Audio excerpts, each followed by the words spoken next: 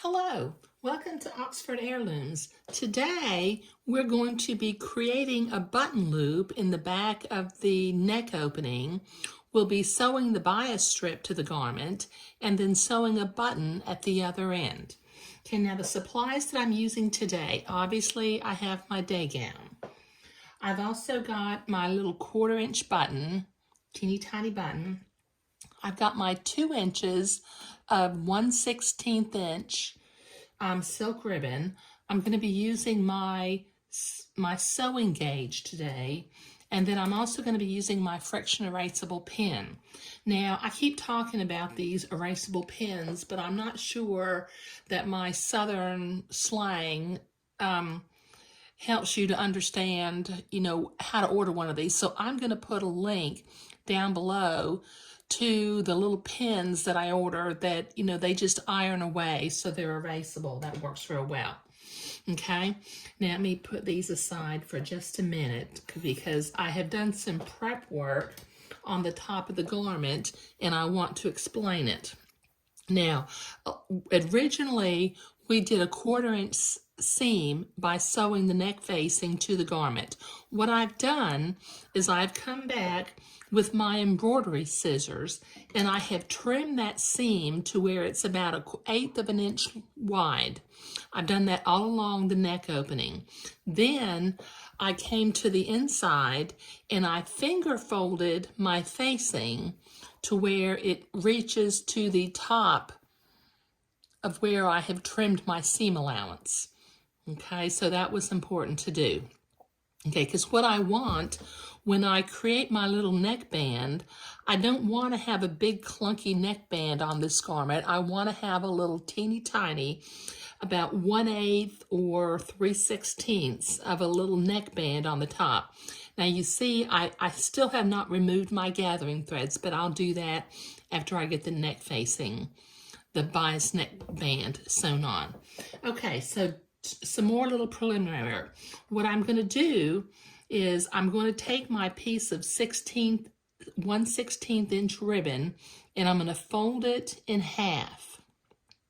Okay, now using my seam gauge, I'm going to measure 3/8 of an inch from the fold, and then I'm going to use my friction erasable pen and I'm going to make a little mark on the ribbon 3/8 of an inch away from the fold. I'm sure you can see that, but there's a little mark.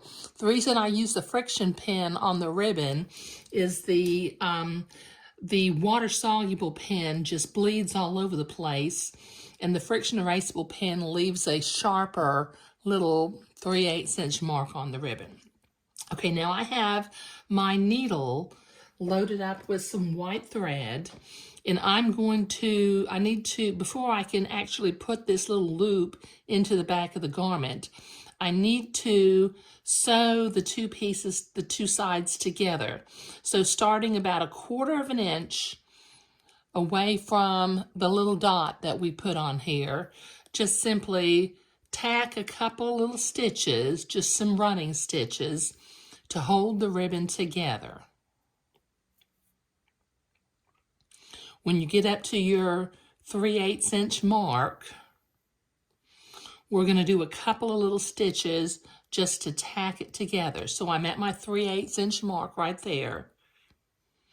And I'm just going to do a couple of little stitches to tack it close. Now we're using a 1/4 inch button, so a 3/8 inch loop is plenty big. And you don't want to have your loop too big.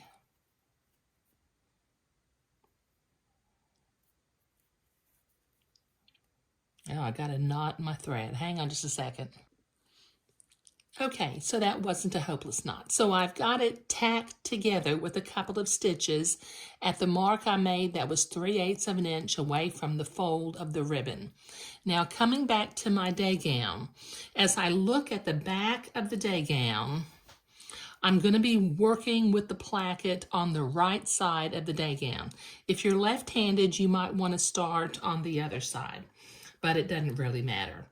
Okay, now what I'm going to do, using that 3/8 of an inch mark and the edge of the placket, I'm going to line up my little friction mark with the edge of the placket, leaving about 3/8 of an inch from the edge of the placket to the fold of the ribbon. And then I'm going to start sewing. I'm just going to tack this to this bias neck facing. Just do a couple of stitches to anchor it in place, going through both layers of the ribbon. Now, right now, it looks like the loop is pointing the wrong direction, but when we fold this facing to the inside, it'll be at the right place. Okay, now I've got that tacked on so the ribbon won't come out. Now what I'm going to do, let me put my needle down for just a minute.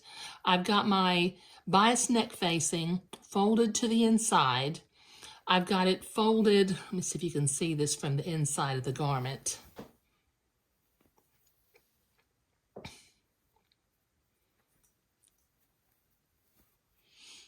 Okay, so the cut end of the loop of the ribbon is hanging out the side here.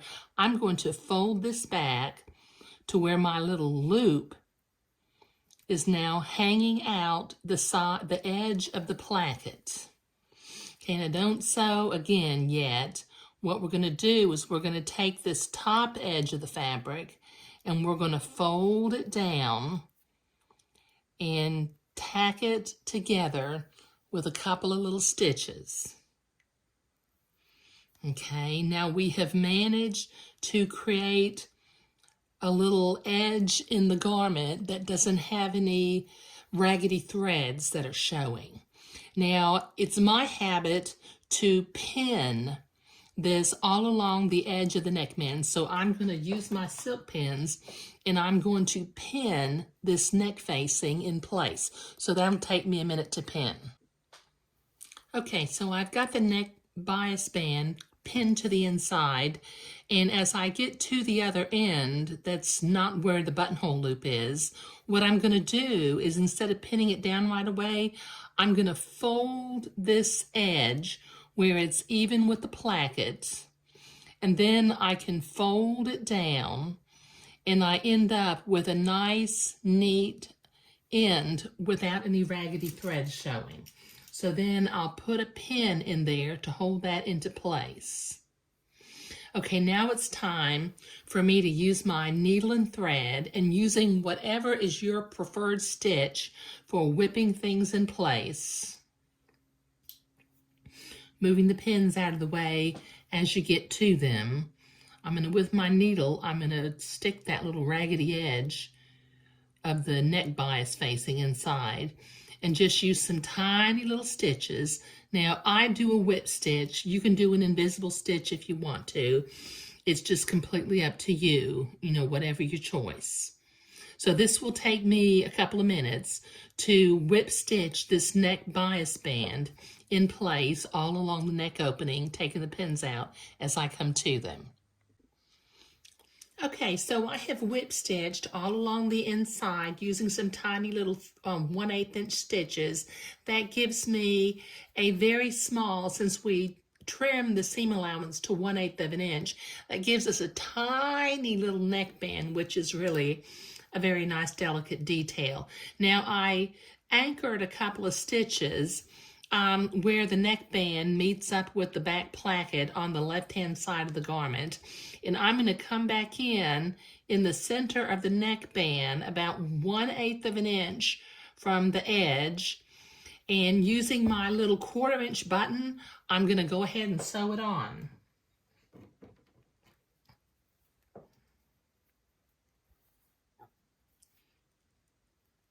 Just whatever is your preferred method of sewing a button on. I don't want to be someone who tells somebody that, you have to sew a button on this way, because if you have a perfectly good way of sewing a button on, that's fine with me, just so long as it gets on there and it's anchored where it won't come off.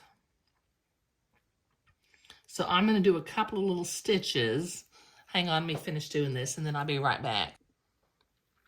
Okay, so I've got my button on the left side of the back of the garment and my loop on the right side of the garment. And since we created with a 3/8 inch loop and a 1/4 inch button, it buttons in the back. Now, just so that you'll know, the neck opening was about 10 inches wide, and then our placket has 4 inches on both sides. So when the garment is open, that leaves about an 18-inch circumference hole for a baby's head. Now, most newborn infants, their heads are between 12 and 14 inches, and their heads grow and get a little bit bigger as the months go on. So an infant day gown will fit, depending on the child, until they're about 3 to 4 months old, possibly even 6 months old. Now, the last thing I need to do along this neckband, I'm going to use my seam ripper, and I'm going to very carefully pull out the top thread that was my second gathering thread along the back. So that just comes out, and then I'm going to reach on the inside, and I'm going to grab my bobbin thread and pull it out too. Okay, so that leaves us at the top of the garment with a tiny, delicate little neckband, nothing, big and clunky. And like I said, I think trimming that seam allowance to 1/8 of an inch is what really helped. And this is looking super sweet, with our white Swiss insertion in the middle, the Moline lace, a little bit of space, the pin tucks, the ecru entredeaux at the seams. It's really looking just lovely. Now, in the next video, we're going to be preparing the lace, because instead of hemming this gown at the bottom, we're going to attach our 1 1/8 inch lace using entredeaux. And that, after we get the lace prepared and sewn onto the bottom of the garment, we'll be finished. Okay, so that's what we're doing today. Thank you. Before I upload this video, I want to jump back in. I had somebody ask a question back on one of the previous videos if I had, before I inserted my fancy panel, if I had taken any fabric out of the front of the pattern piece to accommodate the fancy panel. And the answer to that question is no, I didn't. This particular gown, since it's a raglan sleeve and it's gathered along the neckline, basically I only added about 2 inches and then everything is gathered. So the answer to that question is no, I simply followed the pattern piece, cut it in half, and inserted the fancy panel. Okay, so, and just as another note, keep in mind, I'm going to put a link down below where you can order these friction erasable pens. I'm not sure, I think I bought mine at a specialty fabric store, but, I'm not quite sure where they're available, so I'll put a link down below. But that's what we're doing today. Thank you.